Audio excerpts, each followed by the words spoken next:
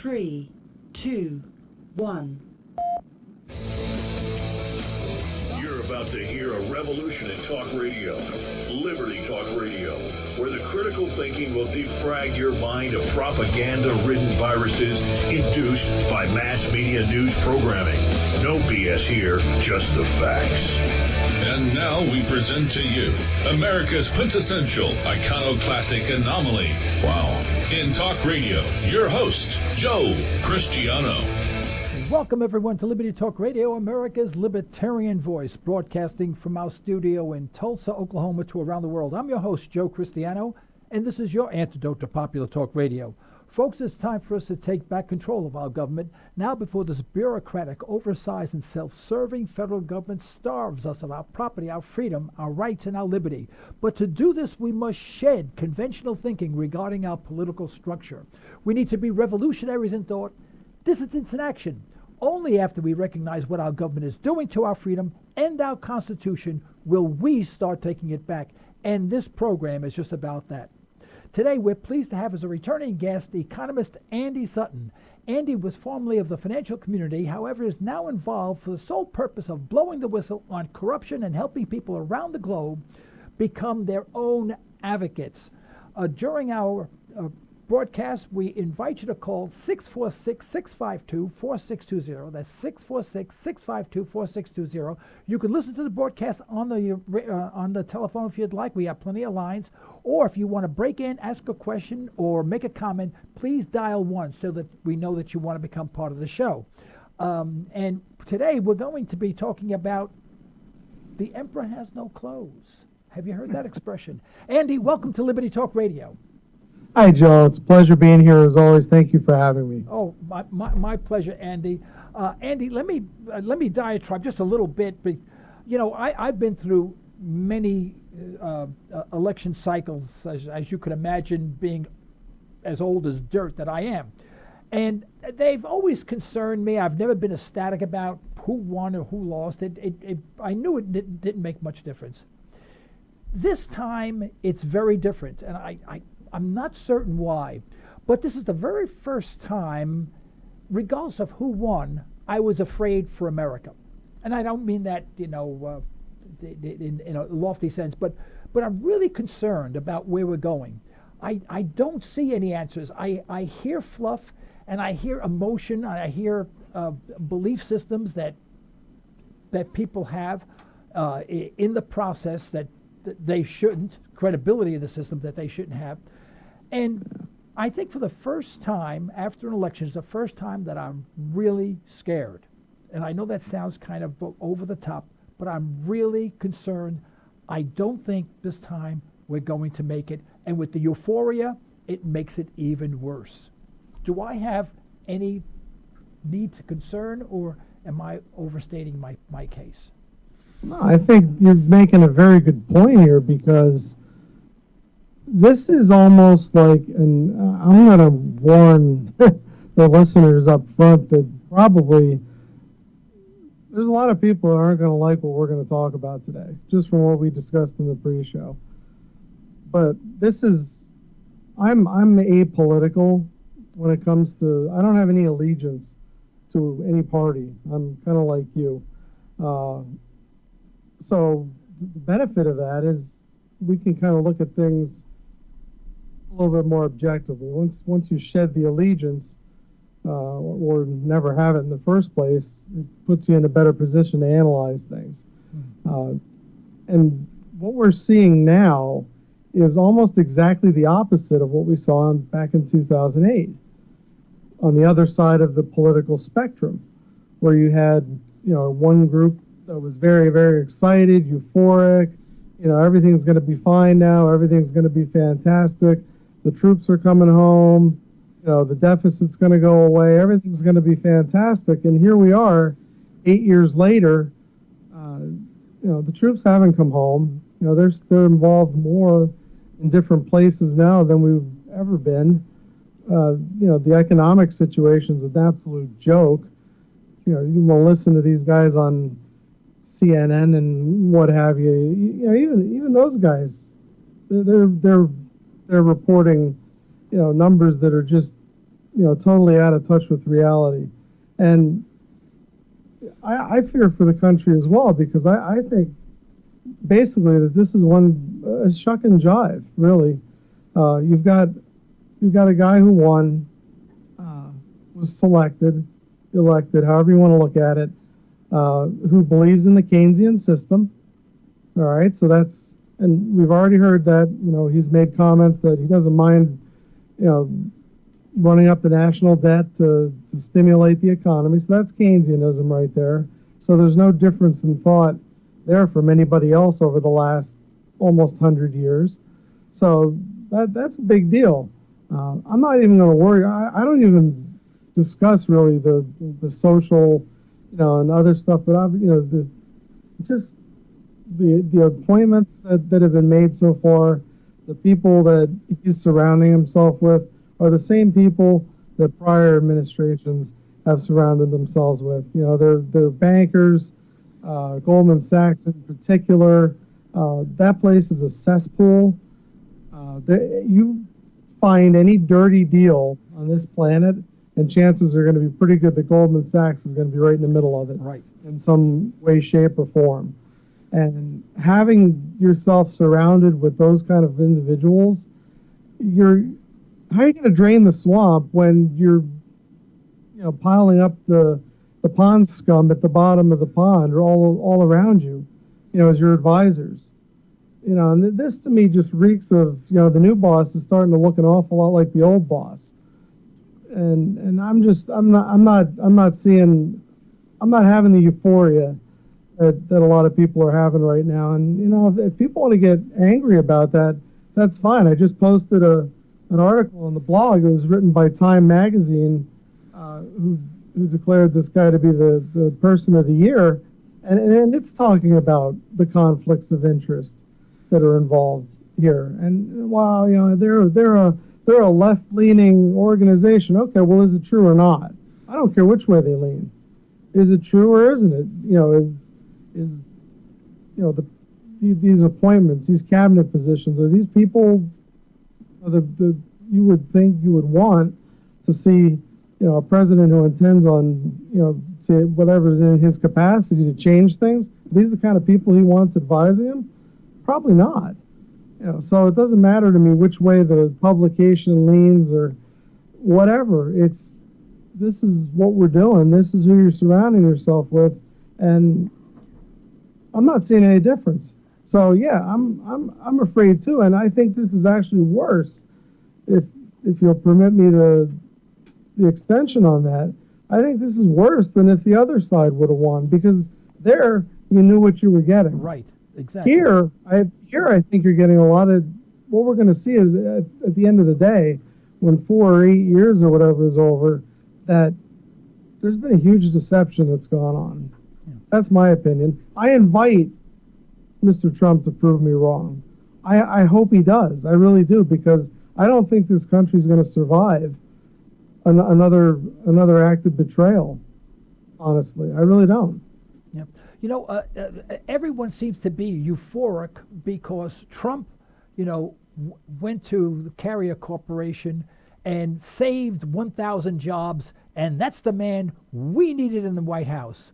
And to my way of thinking, and I'm not an economist, but wait a minute, didn't you just interfere with the free marketplace? If Carrier Corporation wanted to close a plant and move it, that's their business. That's not the government's business.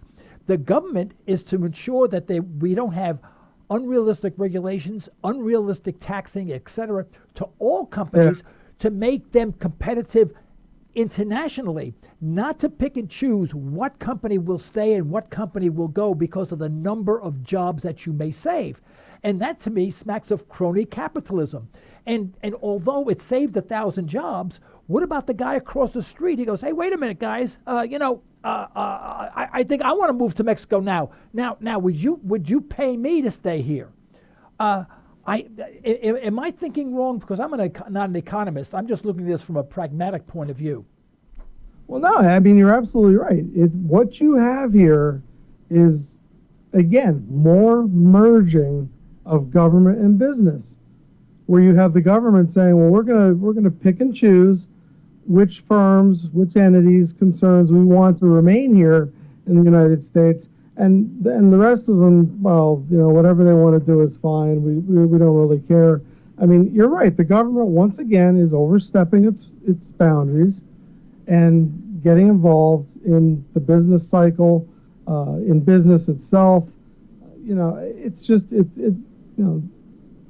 the F word. It's fascism. Yeah. When you have a government, merging with business, and basically, this is what we've talked about this plenty of times on the show. With the whole 2008 bailout thing, the government has become an enforcement arm for big business, and where does that leave the little guy? Where does that leave the small business owner? What's gonna be done for that small business owner? Probably not a whole heck of a lot. And again, now, I invite them to prove me wrong. I hope they do, but I'm not seeing it, at least so far. Yeah. And then, and people will say, well, you guys are just a bunch of, hyper cynical people. He hasn't even taken office yet. Anti-American, may I add? Also anti-American. You're very anti-American when you say these things. But go ahead. I'm sorry. Yeah. You're not allowed to have an opinion that digresses from, that's right, what the current groupthink happens to be, or else, you're not patriotic. You should move to Moscow and shake hands with Putin and all this kind of stuff. Right. No, we have a First Amendment, and we have free minds, and we're allowed to use them, and we're allowed to speak our minds. That's what the framers of the Constitution, they felt that was very important. They felt it was so important that they made that the First Amendment. Yeah. Now, if Trump would have done something like taking the corporate tax rate from, I think it's 35%, and brought it down to, well, 0, because corporations don't pay tax. They just, they pay the tax, but then they add it on to the price of their products. If he said, well, I'm going to eliminate the corporate tax, and as a result, it was more advantageous for carrier to stay here because of that, I would have agreed with that. But everyone would have benefited by it, including the consumer, because the product would have been less money. So now the product, to me, we seem to bastardize the economic system with our own definitions of what's good for this particular company or this person at this particular time. And the government is not supposed to be doing that. The government is supposed to make sure that they stay away and that no one interferes. If they wanted to do another thing, do away with the minimum wage. Have people work. Yeah. I tell you, if we did away with the minimum wage, companies in Mexico would close down and move back here. Now, that would be a bit way to, but that would apply to everyone and in every state. Yeah, and see, the root of that problem, too, and we've talked about this before with this minimum wage. The reason you need a minimum wage, and need in quotes, kind of sarcastically, is because we don't have a sound money system. That's right. So, they have to create interference or control, economic control over supply and demand and price in order to guarantee that people can make a living wage working at jobs that teenagers used to do. Right. I started my first job was at McDonald's. I'm not ashamed of it. I was 16, I just got my working papers, whatever, and they were hiring, and so I took a job there. I didn't expect to make a living wage off of that. And that's the thing. I mean, like, now, if you're a manager or something along those lines, and you've educated yourself in management and that kind of stuff, that might be a different story where you could have a career, at a job like that. But these jobs were not designed to be career track jobs. They were designed for kids to get experience, basically. And that was the traditional role of the minimum wage job. It was for a high school student, or a college kid to learn responsibility and work ethic and all that kind of stuff. And now what you have, unfortunately, is because of the lack of good jobs, you have a lot of people that are trying to make a living in these places, and it's impossible because that's not the way it was set up. So Seattle and places like that, New York, they're going to say, well, we're going to fix all this. We're going to make the minimum wage $15 an hour or whatever it ends up being. And McDonald's says, oh, okay, so we're just going to get rid of all these people and we'll put in automated kiosks, and, you'll punch your order in on a screen, and then, the people in the back will still cook and that kind of stuff, and, your bag will show up, you swipe your credit card, you're out of there. Right. So it's going to create unemployment, which is what the minimum wage always does. Right. It creates unemployment. People don't understand that because, Time Magazine, the New York Times, all these publications, they don't talk about that side of it. They just talk about, oh, it's great, you're going to get paid $15 an hour to flip hamburgers and all this other stuff, and we need to do this all across the country. All they're doing is guaranteeing inflation. Yep. And Miss Yalen and her crew, down there, they're more than willing to accommodate with inflation. They love inflation. They need inflation. They get upset and very panicky when there's not enough inflation, because that's the only way you can really grow an economy in a fiat monetary system like we have. And all the truths have been twisted.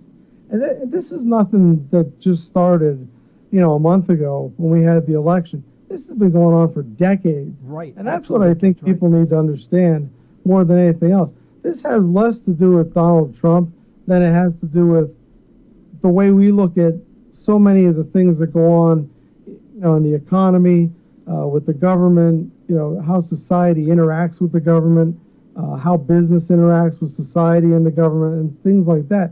There's so many false paradigms that people accept as truth because they learned it in school, or they heard it on from a news reporter, a news anchor, or they read it in a publication, and they're thinking these things are true, and they're not.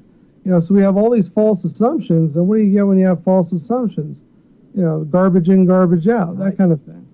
Well, so, if people, I'm sorry, I interrupted you. No, go ahead. Go ahead. Well, if people got paid in honest money, and let's assume for a second you went up to someone and said, look, we'll pay you $1,000 a week, or we'll give you a $20 gold coin, which is just $20, but it'll be in a gold coin.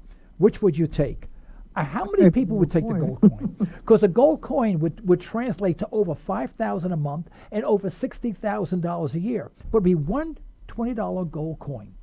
And that illustrates how our currency has been totally debased, and how people don't recognize that. The worst thing is they don't know that, because they don't teach that in school. I'm an advocate of doing away with all schooling, unless a parent decides to send them to a particular school that they pay for out of their own pocket and monitor what they're teaching their child.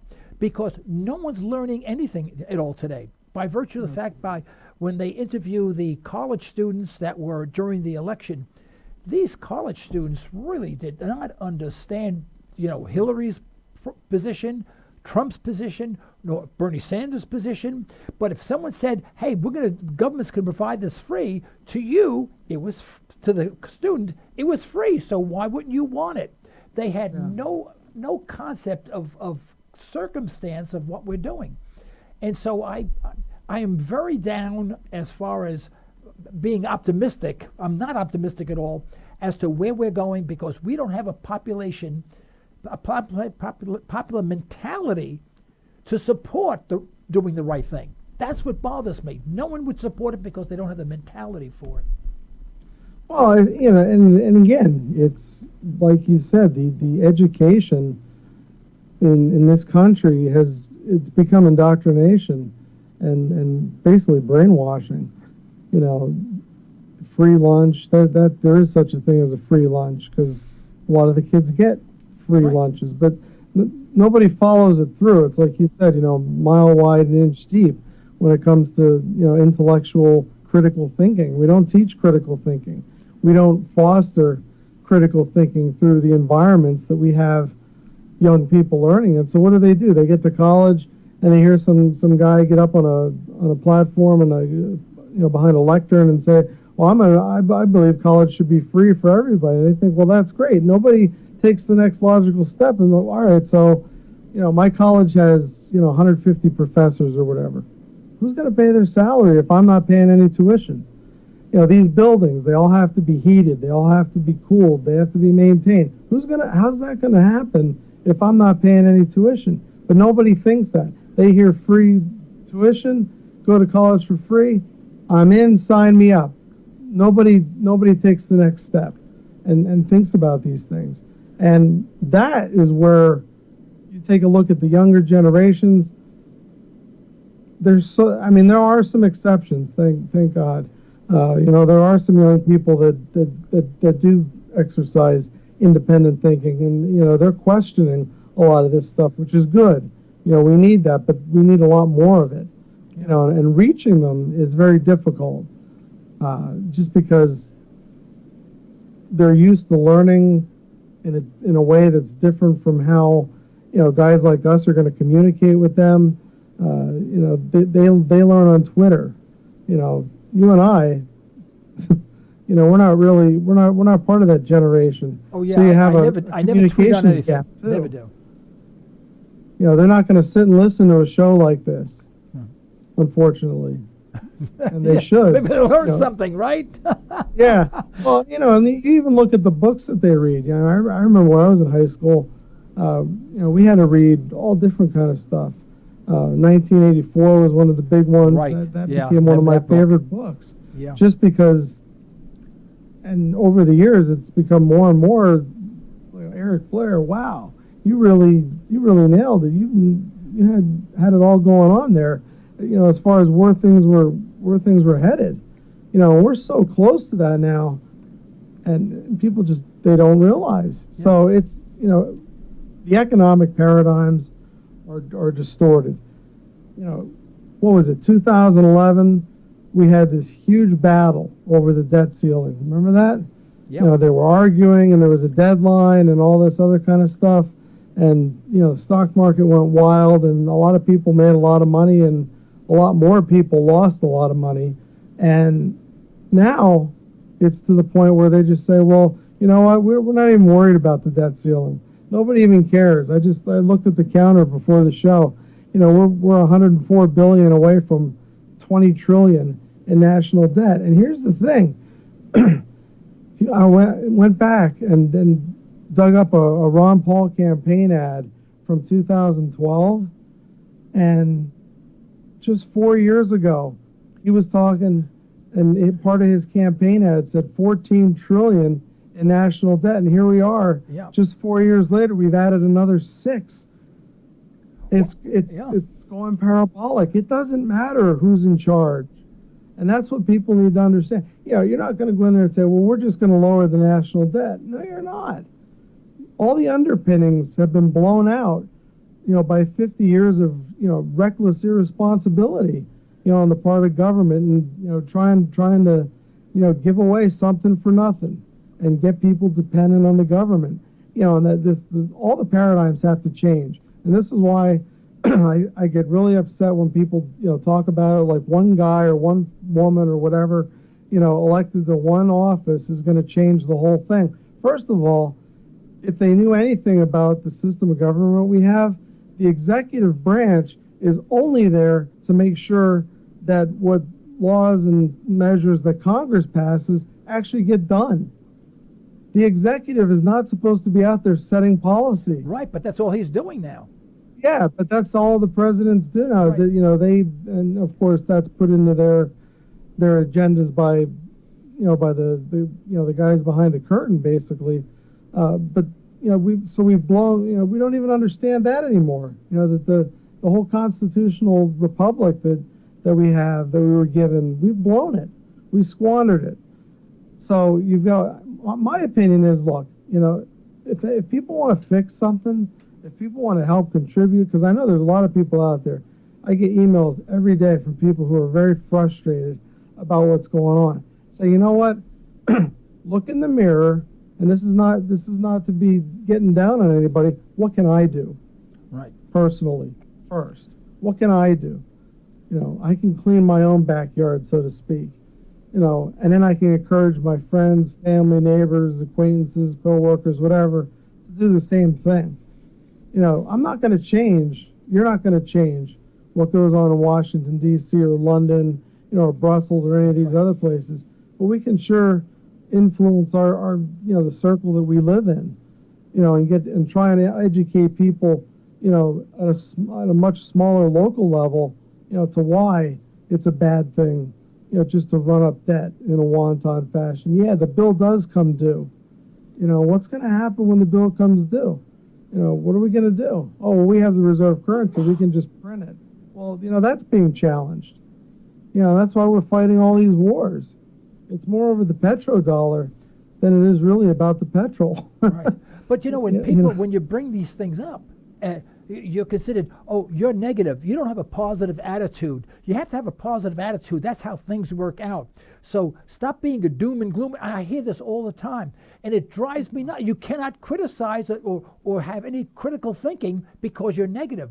There was a film, and I'm going back maybe 20, maybe even 30 years. I don't remember. But it was about the future. It was a spoof of the future. And everyone in the future was bonkers. They were just numbnuts. For example, the only thing I remember, and I want to get a copy of this movie because I want to see it and I want to play on it a little bit, but I can't remember the name of it. For example, all the crops were dying because people were irrigating the crops with Gatorade. And yeah. I know. And I can't think of the name of it. I saw that. Oh. All right. If you can think of it, send me an email and remind me, because I'm going to buy it. I want to buy it and get. Well, anyway, this guy was, I guess, knocked out or something like that, and woke up in the future. And I can't put it all together. But he was from the past. He was not of the future. He was at a time when we thought critically. So we started asking people. He goes, well, your crops are dying. They go, yes, and we water our crops every day with Gatorade. They go, why do you use Gatorade? They say, because Gatorade has 11 essential vitamins and minerals that are good for your health. He goes, no, you should use water. Oh, no, Gatorade is good for, has essential. And they kept on, everyone's repeating. The crops are dying, but they repeat what they hear. And you know what? That reminds me of when, what's his name? Donald Trump, was running for president. Oh, Donald Trump will make America great again. I've asked people, say, well, what about this? Well, Donald Trump will make America great again. And when I heard this so many times, that old movie came to mind of, Gatorade has 11 essential vitamins and minerals or whatever it was, And I said, oh my God, the guy was right. He's right. All we do is repeat what we hear. We give no thought to it at all. And of course, every time he said, well, try water, they go, you're a negative thinker. And I said, the guy was right on. Of course, it was a spoof and it was kind of a wild movie. There's a lot of wild things. And of all things, and I'm not being racist here at all, the president was a black guy, of all things, in this movie. And that was kind of funny. The name of the movie was Idiocracy. Ah, that's it. Thank you so much, Idiocracy. That's the name of it. Yeah, I've got to get a copy and watch it. I didn't remember it. I cheated. I looked it up. Okay.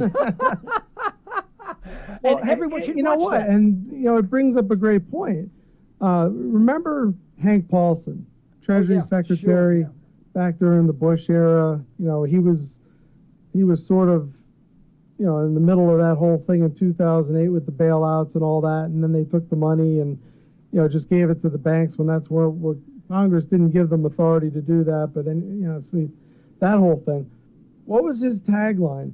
A strong dollar is in the national interest of the United States, or something along those lines. And anytime somebody would throw a curveball question to him that he didn't understand or he didn't want to answer, he would say, a strong dollar is in the national interest of the United States. Yes, and Gatorade has 11 essential vitamins and minerals. Yeah, it's the exact same thing.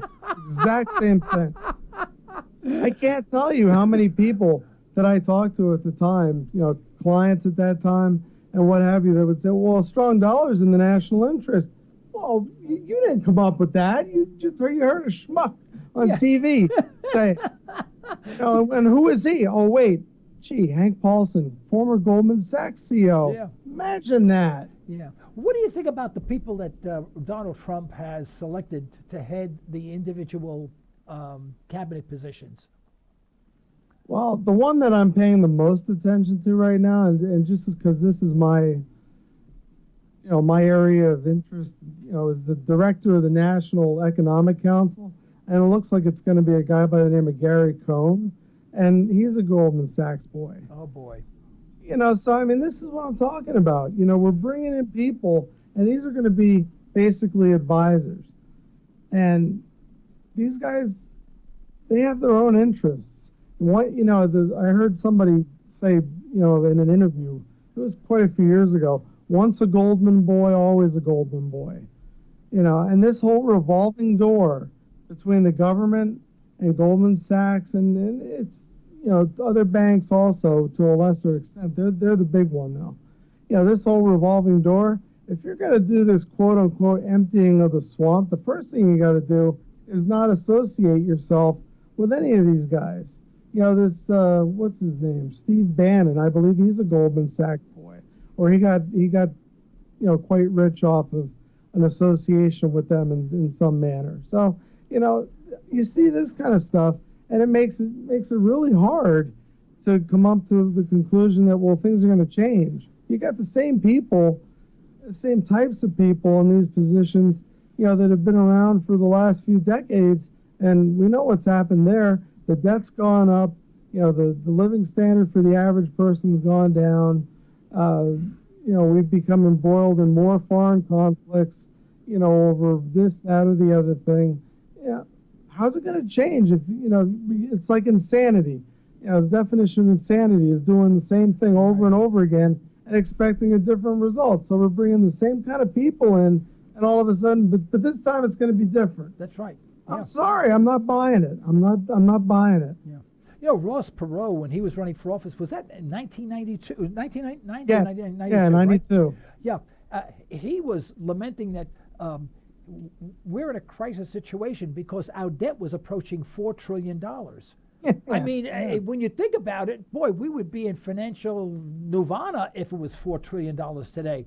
If it was $6 trillion, $8 trillion, we would, And here we are, we're at 20 trillion, and of course we don't count off the balance sheet items, those items that we forget to. Whatever happened to the $6.5 trillion of defense spending that, Marianne, that she forgot to book? I think it's Marianne's fault, but. Yeah. That's ridiculous. The 20 trillion's bad enough. But then when you start, you talk to Professor Kotlikov, people like him that they go out and they do modeling and stuff like that, and they actually count or try to count everything, and you get these astronomical numbers that you can't even comprehend, numbers that big. So it's like a fact. What we're talking about here at 20 trillion. That's like a tenth of what. Oh, that's minuscule. The real numbers are. Yeah, it wasn't right. I think Professor Kotlikov had at one time, and I can't tell you what month this was, talked about because he's been on the program about 4 times so far. I'm going to have him back soon. It was $223 trillion. That's about 1/4 of $1 quadrillion, a word we've never used before. Quadrillion. That means if we took $1 bills and put them end to end, someone said that if you did that to $1 quadrillion, it would go past Jupiter. I mean, out of space, that's how far it would reach. Now, I haven't done the measurements because I can't spell quadrillion, but it gives you an idea of the enormity of it. And no one understands that. They just think that because it keeps on going, it's okay. But who's going to pull the first plug? Is it going to be this accidental, we're not going to accept this, some small bank in Latvia refuses to renew a bond, or someone overextends themselves, and there's going to be the snowflake theory as, what's his name? Why does my brain go dead once in a while? Jim Ricketts. Jim Ricketts talks about the snowflake theory. That one little snowflake, the very last snowflake that lands on top of a mountain, causes the other snowflakes to readjust, and eventually the entire mountain comes down. What's going to be that one snowflake, in your opinion? You know what? We're getting to a point here where it could be, and we've seen it, countries shifting away from the dollar. Yeah. It could very easily be when the BRICS Bank actually goes live, and they just flatly say, you're talking about Brazil, Russia, India, and China, and we've got to talk about India. With the whole cashless thing. Right. It could be when they go out there and say, you know what, here's our currency. We're going to use it for trading amongst ourselves. It's backed by gold because we actually have gold. And if you want to trade with us, you're going to need to, get our currency, whatever they're going to call it. We're not going to take dollars anymore. A move like that, and this whole thing comes crashing down. Yeah. So, that's that wouldn't be a feather that breaks the camel's back. That'd be kind of like dropping a 2-ton brick on the camel's back. But something like that. And, we have gotten involved in a lot of military conflicts over the past 15 years because of countries wanting to do exactly that, wanting payment in something other than dollars. Yeah. You look at the Middle East, you look at Libya, you look at Iraq, you look at Iran. They all have, George Bush, Shrub Jr., he called it the axis of evil. And the one thing that all those countries had in common is they weren't part of the IMF, World Bank, U.S. petrodollar monetary system. And they didn't want to be part of it. So you either take the dollars and use the dollars and we control you, or else you get a bomb in your house. I mean, that's basically the position and the stance that we've been taking, and that's why we're involved in a lot of these conflicts, is just because of that alone. Now, this whole Syria thing, that's a pipeline situation, and I find it really, really coincidental, and I don't believe in coincidences, by the way, that the guy who's going to be Secretary of State now is an ExxonMobil guy, and ExxonMobil is the one that cut that deal for the Qatar natural gas to get that up to Europe, vis-a-vis a pipeline that would have to go through Syria, which was the Syrians said no, we're not going for that. So now you're going to have an Exxon guy, as your Secretary of State. I find that beyond coincidental. Right. Yeah. There are so many people that he could have picked. There are people from think tanks, professors who study certain areas of the economy that would have been perfect to be in Donald Trump's cabinet, because they understand business, they understand the economy, they understand economics, they understand monetary system, they understand the Federal Reserve, and they could have been a good guiding light for him. But he took, he drained the swamp and filled it with sludge. I mean, what's going to happen? What's going to happen after he's in office and people realize, what he's doing is just exasperating the situation, is not making it any better. And if he tries to do something better, someone's going to lose a check and they're going to go nuts. I mean, is this whole thing just going to crater and explode because of the high expectations, the incredibly high expectations, and yet there's no substance behind it? There's no reason to have high expectations in this situation. For all the reasons we've been talking about, we're doing the same things. You know who would have been a fantastic Secretary of State? Ron Paul. Oh, absolutely. Absolutely. He would have been absolutely amazing in that job. And they didn't pick one person like a Ron Paul. Not one person. No, there's plenty of qualified people, but like you said, it's cronyism, and this is how that establishment works. And they work behind the scenes. We know some of the names, we don't know them all, but they run the show, and they tell these guys, you think you win the White House, you're going to go in there, I'm going to change the whole world. No, they tell you how it's going to be, and you either go along or you end up like John Kennedy. Yeah, that's right. That's this man's opinion. That's right. Yeah, but I do want to remind our listeners that you can call in if you'd like. It's 646-652-4620. That's 646-652-4620. Press the 1 button if you'd like to break in and ask a question or make a comment to let us know what your worldview is. Another thing is that I watch Fox News every once in a while. I sort of like Lou Dobbs in a way. I don't like the policies, but he seems to be, but he's too much of a neocon for me. But they are, every time you turn on Fox News, it's Trump this, Trump that, Trump. Nothing in the world is going on. The world has stopped spinning on its axis. It's not even revolving around the sun anymore because Trump is in office.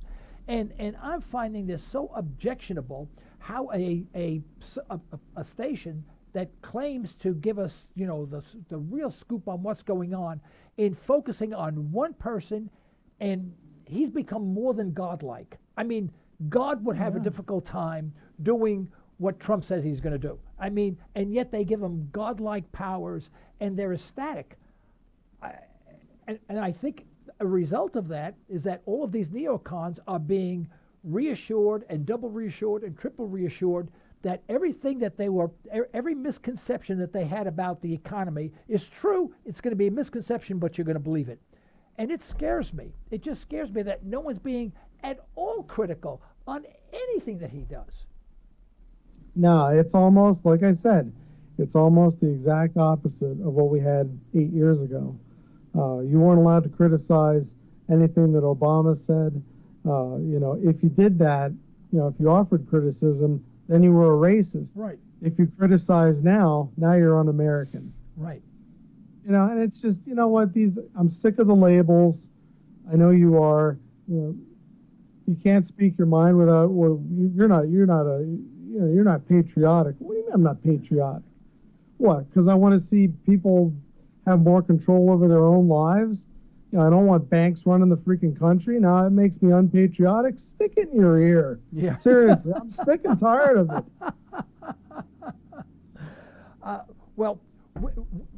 Give us your forecast. We have about 15 minutes to go. Give us your forecast. Forecast? Well, I think what you're going to see is, now it's going to be interesting what this not so U.S. Fed does, as far as, was this another token rate increase like the one they did a couple of years ago, and immediately they downward revised it, the next time they met, or are we going to get into a pattern of raising rates? I don't know if you've been watching the bond market, but the 10-year yield, the 30-year bond yield, they're going up. They've had a pretty significant increase here in the past couple of months, the past 6 months in particular. They bottomed out at Brexit on the yield side, and they've been kind of going up ever since. And that's gonna cause problems here before too long. Well, excuse me, let me ask you a question. If when the interest rate goes up, our interest on the debt goes up, and even a quarter point could mean the difference of billions of dollars a year. Am I correct, or am I? Yeah, especially on the longer end stuff. I mean, you're talking the 10-year went up almost a full percentage point. Wow. Since the bottom back at the end of June. Oh, yes, since June, right. Well, that's a lot. So when they talk about reducing the debt, actually everything that's been happening so far has been increasing the debt. Yeah. There was a forecast that was put out by a think tank, and I think they're probably not too far off.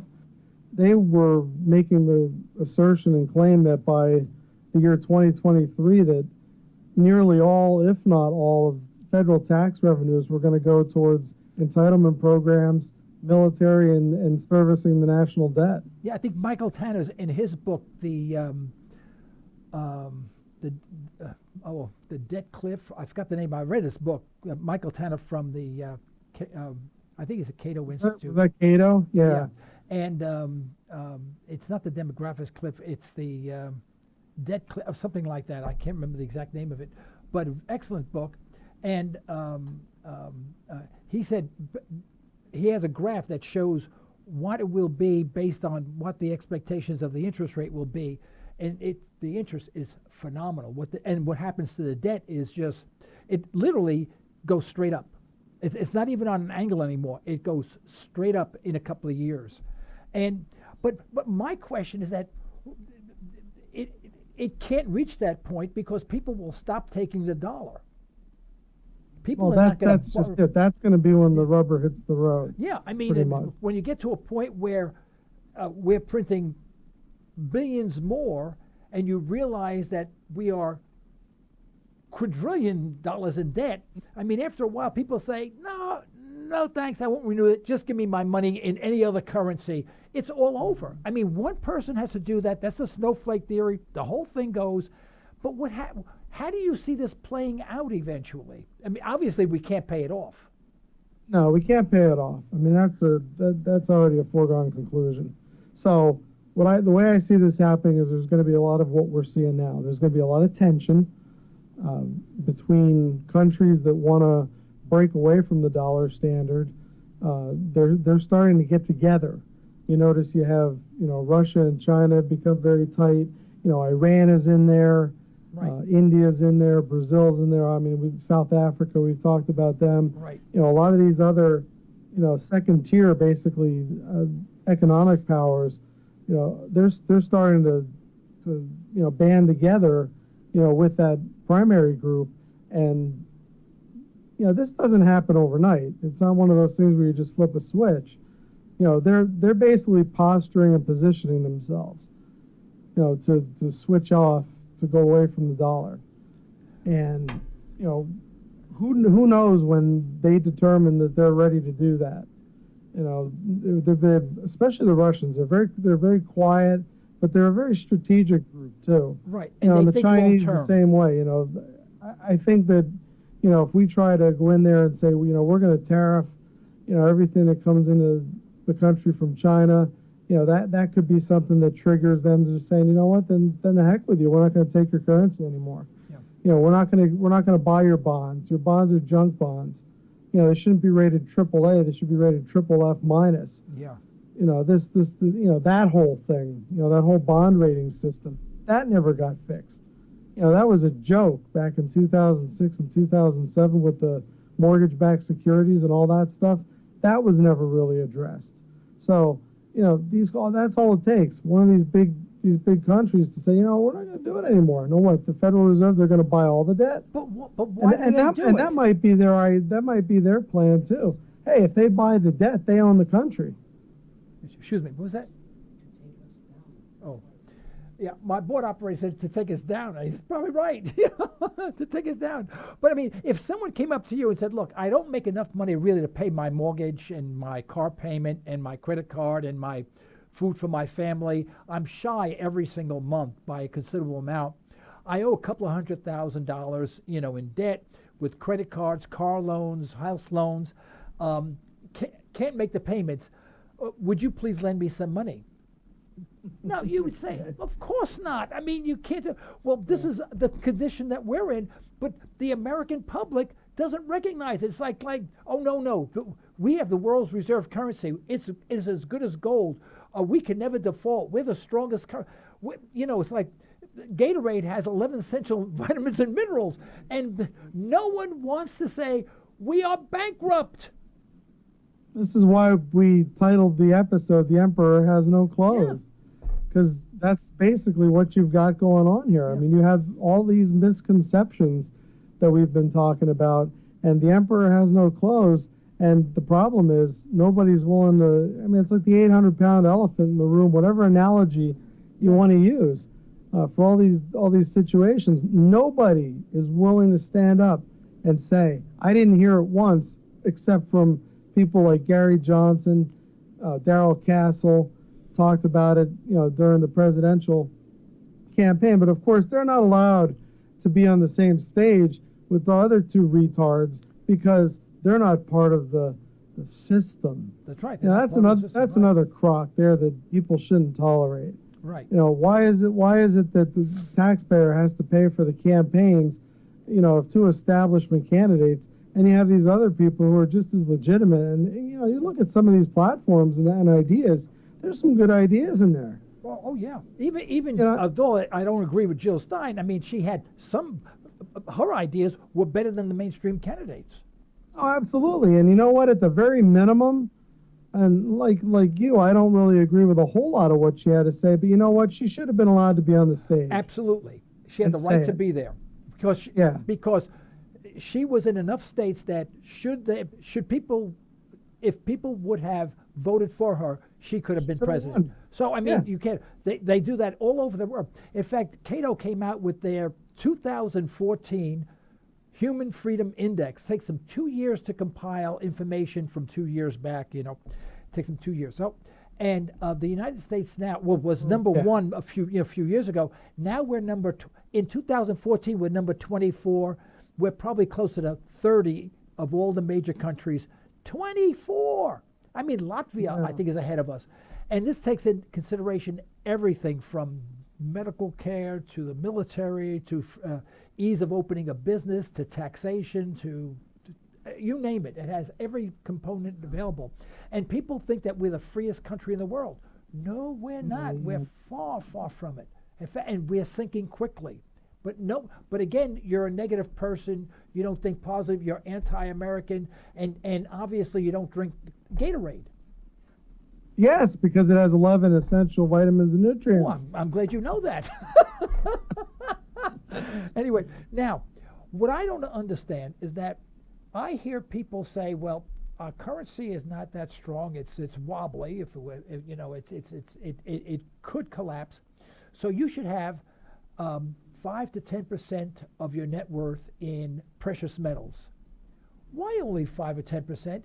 In this environment, and now I'm not a financial guy, but in this environment, wouldn't you want to have a majority of your savings in precious metals under the conditions that we're in today? Or do they just say 5 or 10% because they don't want to get in trouble with the FEC or whoever it is that guides this thing? Well, see, that's usually the token amount. And, you look at the average, that's another paradigm, is the investment paradigm. You see the commercials on TV, for these different brokerage houses and whatnot, and everything's a pie chart. You're this age and you should have this percentage of this and this percentage of that. And, my opinion on this whole thing is that, first of all, your banks are suspect because of the whole bail-in situation and the possibilities there. Secondly, they don't pay any interest. Right. So what motivation is there to keep money in a bank other than the convenience of swiping your debit card, at the store? There really isn't. There's no advantage. So why not put it in something that, at least retains its value? Or what I've been recommending that people do is take a look at, have a 5, 10, and 20-year plan. If you own your home or whatever your situation is and you have this cash, well, I know my house is going to need a roof, in the next 5 years. Do it now. Right, that's right. Take some of that cash and convert it to something that you're going to need. Now, notice I emphasize the word need. Right. That doesn't mean go spend it on iPhones, big screen TVs, granite countertops, this kind of thing. I'm talking about actual needs, not what we perceive in American society today to be needs. I'm talking about real needs, basic living essentials type needs. Yes, but most people are that's unprepared, another way to go totally too. Unprepared. I mean, they may have 20 iPhones in the house, but they won't have enough food to eat the next day. Yeah, and that's, the problem again comes back to the fact that it's really hard to find people that lived through the Depression. Right. Most of them are gone. That's right. So we have all this separation from the last really big, tumultuous period. 2008 was nothing. That was a ripple, really. I mean, there was a lot of, the market went down a whole bunch and all that kind of stuff. But really, yes, you had people that were foreclosed on that were living in tents, in California and places like that. And by the way, that is still going on. So there were small subgroups of people that were greatly impacted by all of that. Right. So I'm not trying to marginalize in any way, but it was not a national economic catastrophe. We haven't had one of those since the Great Depression.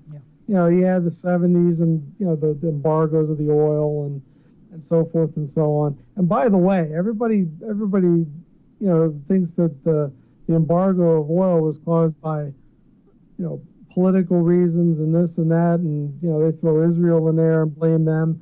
You know why it was? It was because we went off the gold standard, and these countries knew that we were just going to start printing money, and they wanted to be compensated. Right. That's why we had the embargo in '73. Yeah. People don't look at it that way. They say, well, it was just, those guys doing this and these guys doing that. No, they wanted to be compensated. Right. And that's what's happening today. People are looking at the dollar and they're saying, well, the dollar's strong. No, the dollar's not strong. The dollar's garbage. The problem is the euro is even in worse shape.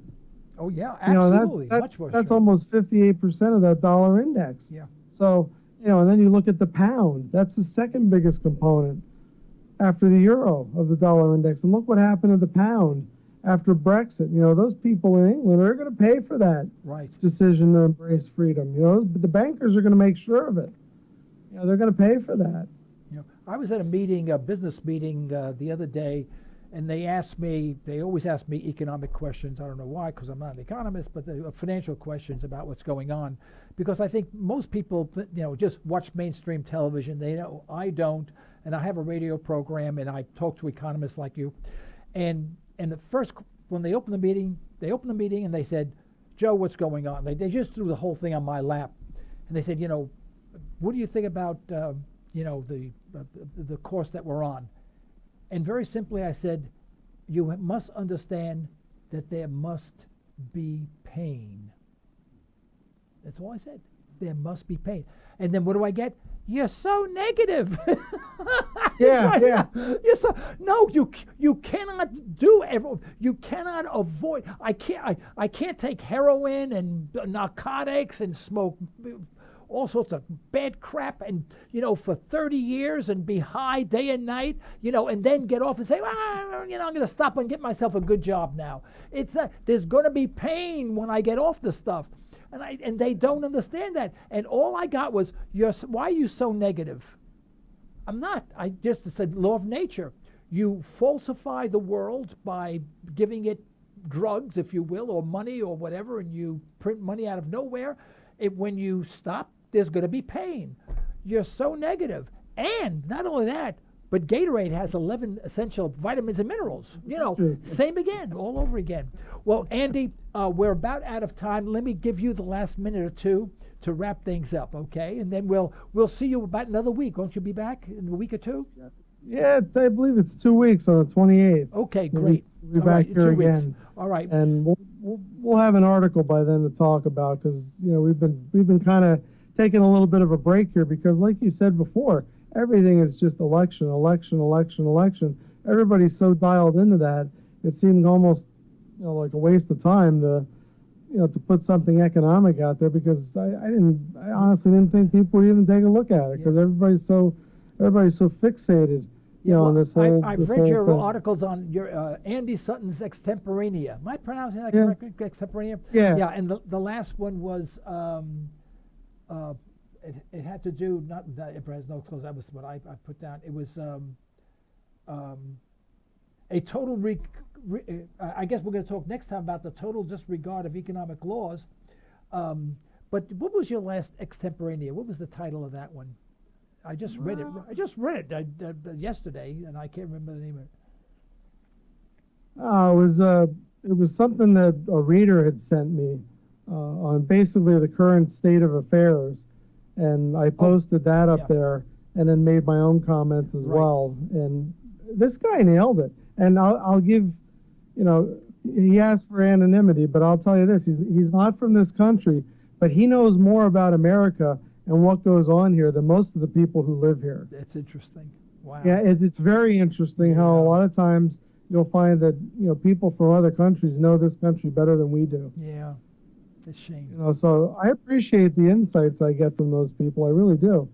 But yeah, I mean, well, like I said, in a couple weeks here, you know, we're going to be breaking down the national debt and looking at it through periods of time, and just basically trying to make the point to people that it really doesn't matter which century is guarding the door, so to speak, that when you violate laws, there's consequences. You know, for every action, there's an equal and opposite reaction. Right.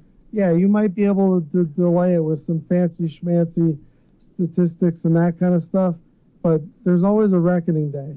There's no such thing as free college, and there's not even such a thing as a free lunch. That's right. So we're going to try and, you know, dissect that down and hopefully make that point here within the next few days or a week or so to get that out. But I just, you know, want to thank you again for having us on here, and putting up with my ranting and craziness, because I am negative, but actually I'm not. I'm actually very positive. That's the way I feel. Although what I say may sound negative, because I'm taking positive steps to protect my family.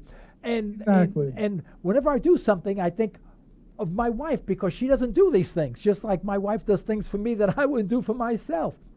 But and that's not negative. My wife's not a negative person. No, she's looking out for my best interest, and I do the same for her. Exactly. I'm sorry I interrupted you, but it gets me so angry when I get this. You're so negative. I have a positive attitude. That's why I don't do these things. It drives me nuts. But I'm sorry, Andy.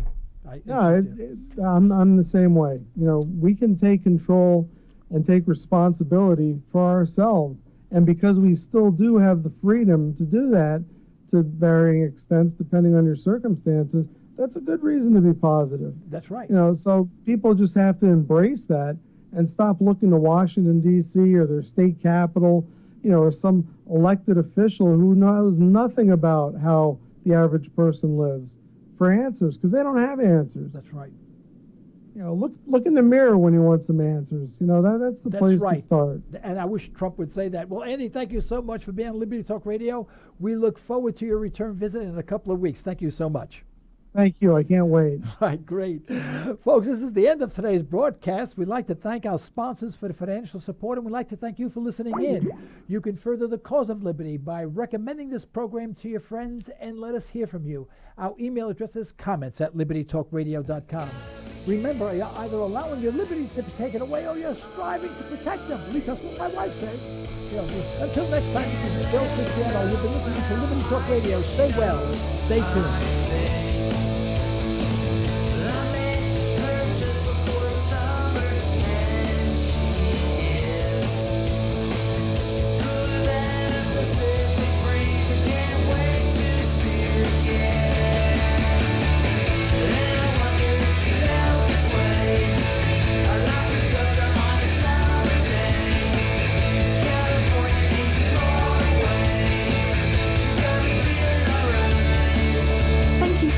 Blog Talk Radio.